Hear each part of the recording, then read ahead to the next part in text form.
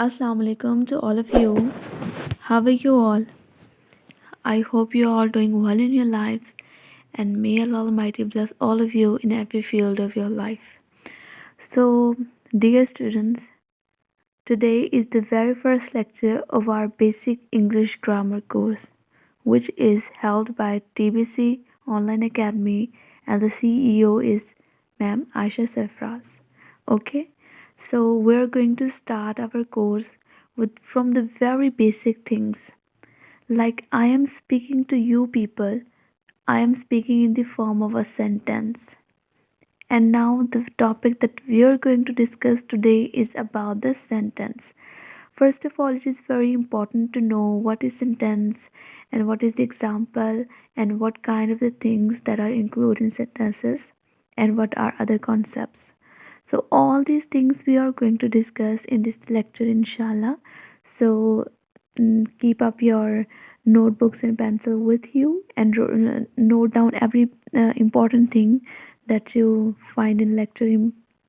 Okay, so we're going to start. The very first thing is, what is sentence? Okay, so what is sentence is a really important concept. So the definition of the sentence is a group of words which makes a complete sense is called a sentence. इसका मतलब ये है कि अल्फाज का वो मजमूआ, मतलब ये कि ग्रुप है, सिंगल वर्ड नहीं है, ट्वाइस वर्ड्स नहीं है, थ्राइस नहीं है, बल्कि ये ग्रुप ऑफ वर्ड्स हैं जो मिलकर एक सेंस बनाते हैं. ठीक है, मतलब ये नहीं है कि वो ऐसे सेंटेंसेस हो जिनकी हमें समझ ही ना आए, बल्कि वो ग्रुप ऑफ वर्ड्स जो हमें एक मुकम्मल सेंस दे रहे हों उनको हम लोग कहते हैं सेंटेंस. जैसे मैं बोल रही हूँ तो मैं जो है वो एक सेंटेंस की फॉर्म में आप लोगों से बात कर रही हूँ. ठीक है, तो ये हो जाएगा कंप्लीट सेंस. का मतलब ये है कि मुकम्मल तौर पे हमें सेंस जो है वो दे रहा हूँ. ठीक है, उसको हम लोग क्या कहते हैं? उसको हम लोग कहते हैं सेंटेंस. अगर हम लोग इसकी एग्जांपल देखें तो ये है, Ahmed goes to school. Ahmed school जाता है. ठीक है, ये एक सेंटेंस है, हमें पता चल गया. अहमद जो है वो इसमें सब्जेक्ट है, गोज़ इसमें वर्ब है, टू स्कूल इसमें ऑब्जेक्ट है. ठीक है, तो ये जो है वो सब्जेक्ट ऑब्जेक्ट और वर्ब के भी फॉर्मूले पे पूरा उतर रहा है और हमें पूरा मतलब भी इसका समझ आ रहा है, तो ये एक सेंटेंस है. और आरिफ टोल्ड अ लाई, ये भी एक सेंटेंस है क्योंकि आरिफ ने झूठ बोला, तो हमें समझ आ रही है. ठीक है, तो ये हमारा सेंटेंस हो जाएगा. Now the second concept is subject and predicate. ऊपर वाले में मैंने आपको बताया कि अहमद एंड आरिफ जो है वो सब्जेक्ट हैं, लेकिन सब्जेक्ट की अगर हम लोग प्रॉपर डेफिनेशन देखें तो वो क्या आएगी? The very proper definition of the subject is, when we make a sentence it consist of two parts. Two parts के ऊपर कंसिस्ट होता है. कौन कौन से? सब्जेक्ट और प्रेडिकेट के ऊपर. तो इसमें सब्जेक्ट क्या है? Subject is part of the sentence which means the person और thing we are speaking about. तो इसमें क्या है कि वो पर्सन और वो थिंग, मतलब इंसान या वो चीज़ है जिसके बारे में हम बात कर रहे हैं. तो ऊपर वाली एग्जांपल ही अगर हम लोग देखें तो अहमद गोज़ टू स्कूल, तो इसमें अहमद की बात हम कर रहे हैं ना कि अहमद जाता है स्कूल, तो अहमद इसमें क्या हो जाएगा? सब्जेक्ट. सब्जेक्ट एक्चुअली डूअर को भी कहते हैं, काम करने वाले को भी. ठीक है, जैसे अहमद है वो स्कूल जाता है, आरिफ ने झूठ बोला है तो आरिफ इसमें सब्जेक्ट आ जाएगा. ठीक है, तो इसमें ये आ जाएगा. सब्जेक्ट की आपको क्लियर होगी. नेक्स्ट जो है वो प्रेडिकेट की है. The part which tell something about subject, वो हिस्सा जो हमें सब्जेक्ट के बारे में बताता है उसको हम कहते हैं प्रेडिकेट. ये आपने हमेशा याद रखना है कि वो चीज़ जो हमें सब्जेक्ट के बारे में बताए उसको हम लोग प्रेडिकेट कहते हैं. ठीक है, इसके नेक्स्ट एग्जांपल्स इंशाल्लाह आप लोगों को कवर हो जाएगा, ये समझ आ जाएगा. तो नेक्स्ट स्लाइड अगर हम लोग देखते हैं तो इसमें जो है वो मैंने आप लोगों को कॉन्सेप्ट दिया है सब्जेक्ट का एंड प्रेडिकेट का. ठीक है, तो Ahmed goes to school. Ahmed इसमें क्या है? सेंटेंस. गोज़ टू स्कूल मतलब हमें बता रहे हैं कि अहमद जो है वो स्कूल जाता है, तो हमें अहमद के बारे में ज़्यादा इन्फॉर्मेशन दी गई है, तो इस वजह से इसको हम लोग प्रेडिकेट कहेंगे। Okay, I am actually delivering more lecture in Urdu language so that you can understand the very basic things. Otherwise, I can give you lecture in whole English language, but that will be more difficult for you people to understand the basic things. So I hope you are familiar with the concept of the sentence, subject, and predicate. Okay, so just I'm giving you 10 seconds to revise things that we have covered so far. ठीक है, आरिफ भी subject है और told अ लाई भी subject है। Subject हम किसको कहते हैं? सब्जेक्ट एक्चुअली होता है डूअर, काम करने वाला, ठीक है। और ये पर्सन भी हो सकता है और थिंग भी हो सकती है, ठीक है। चीज़ भी हो सकती है और शख्स भी हो सकता है। और प्रेडिकेट वो होता है जो हमें tells about the subject,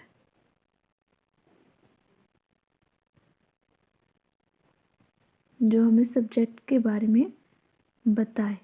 okay, I hope you got the understanding of the concept. So let's move towards the next slide. Okay, now we have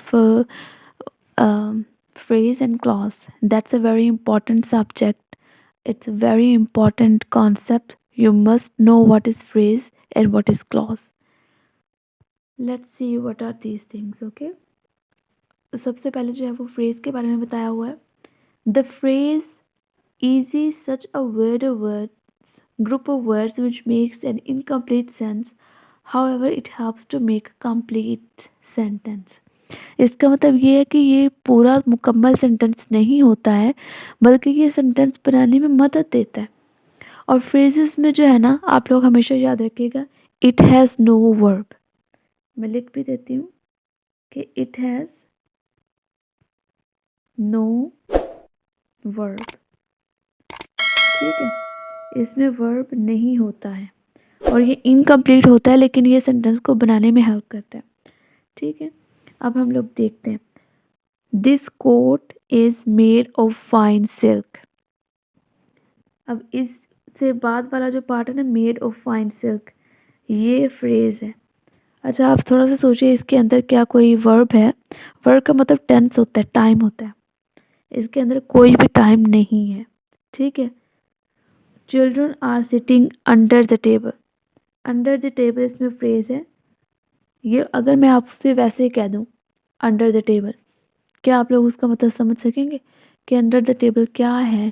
cat है, कोई चीज़ पड़ी है, कोई यूटेंसिल है। लेकिन जब मैं आपसे ये कहूँगी children are sitting under the table, at that point you'll got the complete concept, like oh it's okay, the children are sitting under the table.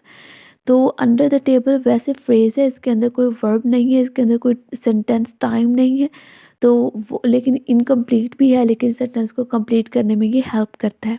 Okay, who is knocking at the door, इसमें at the door क्या है? Phrase है। Okay, आपको समझ आ गई होगी। It है, इसमें वर्ब नहीं होता और हेल्प करता है सेंटेंस की, ठीक है, इसको कंप्लीट करने में।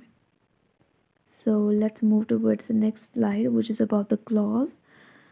अगर हम क्लॉज की बात करें, the clause is a group of words और a small sentence which contain subject and predicate. इसमें क्या दो चीज़ें हैं? Subject and predicate. For example, they could leave while it was raining heavily, ठीक है। रेनिंग जो है वो ये इसमें हमारे पास सब्जेक्ट भी आ सकता है, और हैविली जो है वो प्रेडिकेट हमें बताया जा रहा है कि बहुत मतलब बारिश जो है वो ज़ोर से हो रही है, मतलब जो बहुत भारी नहीं बारिश हो रही होती, काफ़ी तेज़, जो रुक ना रही हो, उसको हम लोग कहते हैं, ठीक है। और you told me that the mountains were covered with snow when you visited them. Mountains इसमें सब्जेक्ट है, थिंग का नाम है, कवर्ड विद स्नो इसमें प्रेडिकेट है, तो ये पूरा सेंटेंस आ गया, तो प्रेडिकेट ये हो गया और ये सब्जेक्ट हो गया। लेकिन ये याद रखिए कि इट हैज़ वर्ब, वर्ब का मतलब टाइम है, इसमें टोल्ड जो है वो वर्ब है, ठीक है। यू भी सब्जेक्ट है इसके अंदर, डूअर जो कर रहा हो, ठीक है। क्लॉज की इंशाल्लाह आपको समझ आ गई होगी. I think this is the last. Okay, no, we have next types of phrases. We have three types of phrases. First is adjective, second is adverb, and the third is noun. Okay, so the very first one is adjective. का मतलब तो आप लोगों को पता ही होगा, इसमें सिर्फ जिसमें हम किसी की अच्छी या बुरी क्वालिटी को डिस्क्राइब कर रहे हैं. It is a group of words which works as an adjective. तो इसमें आ जाएगा एग्जाम्पल में द पाकिस्तानी फ्लैग. अगर मैं दी फ्लैग कह दूँ तो आप लोगों को क्या समझ आएगी, तो हर मुल्क का अपना एक झंडा है. लेकिन जब हम पाकिस्तानी कह देंगे तो हम लोग जो है वो उसको एडजेक्टिव के तौर पे यूज़ करेंगे फ्रेज़ को, the Pakistani flag. Next we have the adverb phrase. Adverb वही होता है जो वर्ब को मॉडिफाई करता है. ठीक है, it is a group of words which works as an adverb like an adverb, और it also modify and adjective और एडवर्ब. किन दो चीज़ों को मॉडिफाई करता है? एडजेक्टिव और एडवर्ब को. ठीक है, फ्रेबली का मतलब होता है कमज़ोर. He was as feebly as a new born child. तो फ्रेबली का मतलब LY जिसमें भी यूज़ हो जाए वो एडवर्ब होते हैं ना. तो ये एडवर्ब को मॉडिफाई करे वो होता है एडवर्ब नाउन. और लास्ट में हमारे पास है it is a group of words which works as a noun. Noun का मतलब आप लोगों को पता होगा पर्सन, प्लेस और थिंग. तो to win a prize is my ambition. ठीक है, टू विन अ प्राइज़ इसमें जो है वो नाउन फ्रेज़ आ जाएगा हमारे पास. इज़ माई एम्बिशन जो इज़ जो है वो वर्ब है, तो फिर पूरा सेंटेंस बन जाएगा. ठीक है, तो एडजेक्टिव, एडवर्ब और नाउन फ्रेजेस जो है वो इसके टाइप्स हैं हमारे पास. ठीक है, तो हमने आज जो है वो I think the black marker is not very clear, the blue one. हमने आज क्या कवर किया है? Sentence, phrases and clauses. उसके बाद हम लोगों ने बात की है टाइप्स ऑफ फ्रेजेस. कितनी हैं? 3 टाइप्स हैं, adjective, adverb and noun. So I hope so you get the concept of today's. So अगर आप लोग कन्फ्यूजन है मुझसे क्वेश्चन कर सकते हैं आप लोग, इंशाल्लाह मैं आपको आंसर्स करूँगी. तो आज का हमारा लेक्चर यहीं पे एंड होता है. अपने प्यारों का बहुत ख्याल रखिएगा. अल्लाह हाफ़िज़.